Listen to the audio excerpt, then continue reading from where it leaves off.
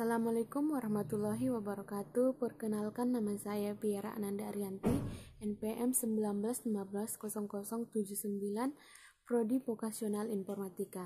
Di sini saya akan menjawab soal ujian UTS Sistem Pendukung Keputusan.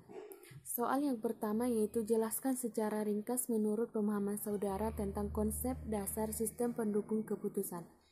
Sistem pendukung keputusan atau decision support system adalah sebuah sistem yang mampu memberikan kemampuan pemecahan masalah maupun kemampuan pengkomunikasian untuk masalah dengan kondisi semi terstruktur dan terstruktur.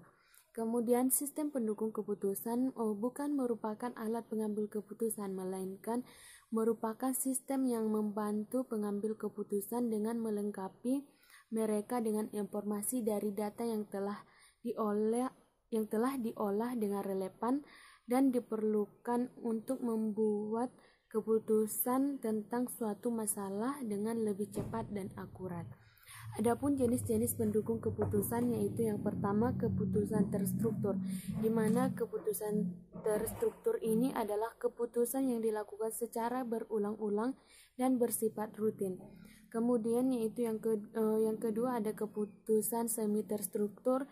Keputusan semi terstruktur adalah keputusan yang mempunyai sifat yakni sebagian keputusan dapat ditangani oleh komputer dan yang lain tetap harus dilakukan oleh pengambil keputusan.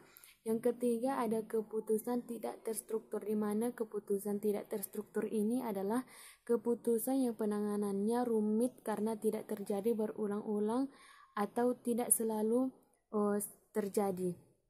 Kemudian dalam sistem pendukung keputusan dikembangkan oleh 3 komponen utama. Yang pertama yaitu database management.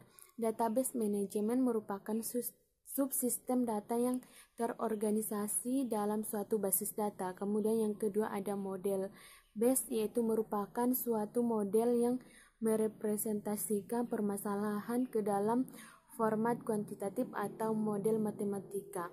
Sebagai contohnya, kemudian sebagai dasar simulasi atau pengambilan keputusan, termasuk di dalamnya yaitu tujuan dari permasalahan atau objektif, kemudian komponen-komponen terkait, batasan-batasan yang ada, dan hal-hal terkait lainnya. Kemudian komponen yang ketiga ada user interface atau pengelolaan dialog, yaitu user interface atau pengelolaan dialog ini terkadang disebut sebagai subsistem dialog yang merupakan penggabungan antara 2 komponen sebelumnya, yaitu database management dan model base yang disatukan dalam komponen ketiga yaitu user interface.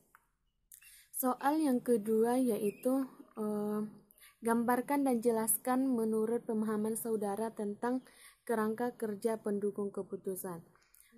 Pengambilan keputusan terdiri dari 3 phase proses. Yang pertama yaitu intelligence, kemudian design, dan choice.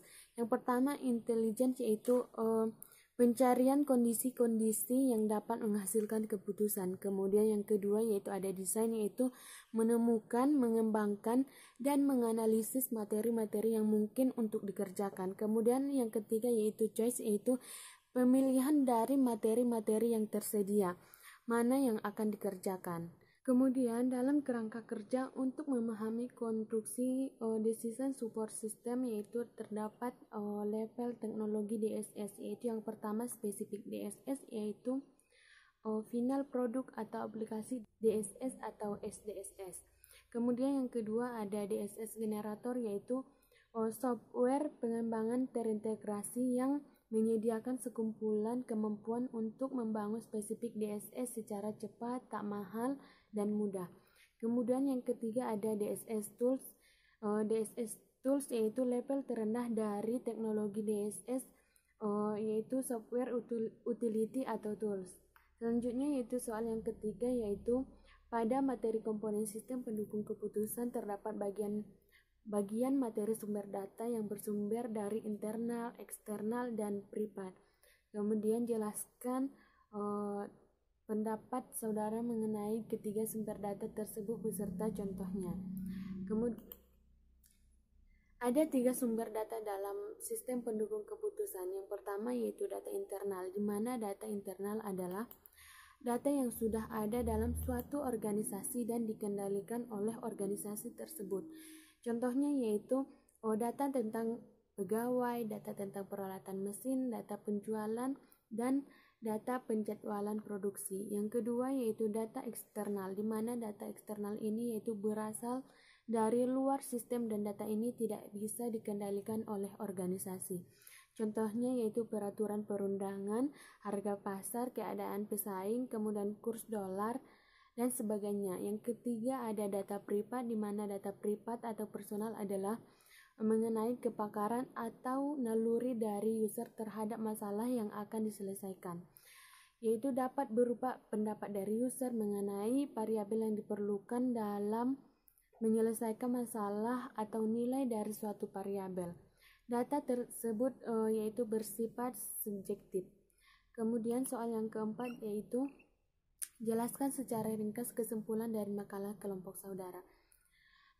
Dalam penggolongan berdasarkan tingkat teknologi yang digunakannya, aplikasi konsep SPK dapat dibedakan menjadi 3 level teknologi, yaitu yang pertama SPK khusus atau spesifik DSS, yaitu perangkat keras atau lunak yang memungkinkan pembuat keputusan menyelesaikan sekumpulan masalah yang saling berhubungan.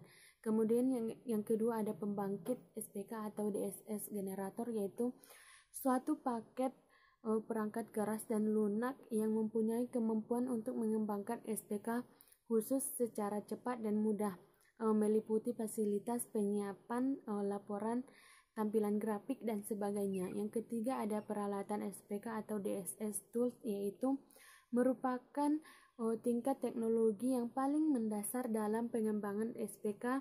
Peralatan SPK yaitu elemen-elemen perangkat keras dan lunak yang digunakan untuk mengembangkan SPK spesifik maupun pembangkit SPK.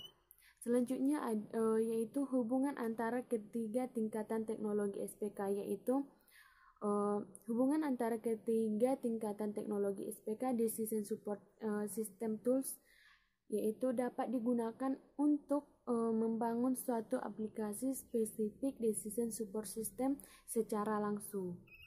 Kemudian pihak-pihak yang berperan dalam pengembangan sistem pendukung keputusan, yang pertama yaitu manajer atau pemakai.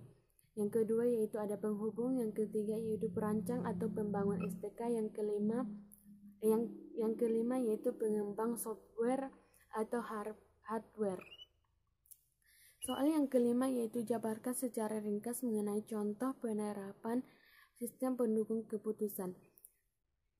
Yaitu contoh penerapan sistem pendukung keputusan yaitu penilaian belajar siswa, di mana sistem pendukung keputusan dalam penilaian belajar siswa berdasarkan nilai atribut penilaian yang meliputi prestasi, kegiatan siswa, dan kehadiran siswa atau absen. Sistem pendukung keputusan ini dapat mengatasi beberapa masalah yang terjadi karena penyimpanan berkas data manual, seperti risiko kehilangan yang besar dan perlunya tempat untuk penyimpanan data siswa. Selanjutnya yaitu penerapan sistem pendukung keputusan pada pemilihan program studi, di mana sistem pendukung keputusan yang dikembangkan dalam menunjang keputusan pemilihan program studi yaitu menggunakan metode logika Fuji, yaitu logika Fuji merupakan suatu cara yang digunakan untuk menghasilkan output dari input yang dimasukkan. Metode logika Fuji digunakan dengan metode Fuji Multi Attribute Decision Making atau FMADM dan metode Fuji Multi Criteria Decision Making atau FMACM. Penelitian ini bertujuan menganalisis suatu sistem pendukung keputusan yang memberikan alternatif program studi terbaik serta mendapatkan hasil perbandingan antara kedua metode tersebut dalam memilih program studi. Cukup sekian yang dapat saya sampaikan. Jika ada kesalahan saya mohon maaf, kepada Allah saya mohon ampun. Assalamualaikum warahmatullahi wabarakatuh.